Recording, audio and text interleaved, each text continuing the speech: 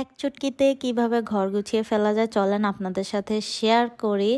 আসলে কি এইভাবে ঘর গোছানো হয়ে যায়? তাইলে তো সারাদিন ভাই কোনো কাজই থাকতো না আমাদের। একটা চুটকি দিতাম ঘর গুছানো হয়ে যেত। আজকে আমার ঘরটা অনেক বেশি এলোমেলো। এতদিন শুধু আমি কাপড়গুলো ধুইছি আর জমাইছি, ভাঁজ করা হয় নাই, শরীরও ভালো লাগতেছিল না। কিন্তু ভাই ওই রুম থেকে এই রুমে আসলে আমার আরও বেশি পাগল পাগল লাগে রুম অগোছানো দেখে।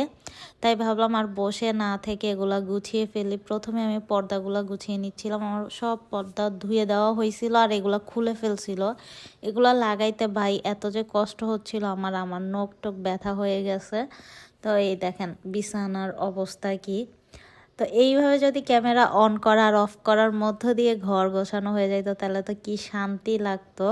আমি তো শুধু আমার একটা রুম গোছানোটা আপনাদের দেখাচ্ছি, পুরো মানে পুরো বাসা গোছাইতে আমার 1.5 ঘন্টার মতো সময় লাগছে। আর এই রুমটাই বেশি অগোছানো ছিল। ওই দেখেন পিছনের মানুষটা এটা আরও অগোছানো করতেছে।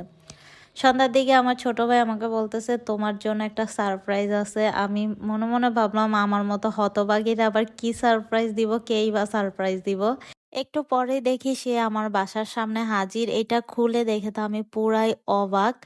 এই বার্গারটা হচ্ছে দুবাইয়ের খুবই ফেমাস আর ভাইরাল একটা বার্গার। আমি টিকটক, ইউটিউব, ফেসবুক যখনই ঢুকতাম এই ভিডিওটা আমার সামনে আসতেই আসতো।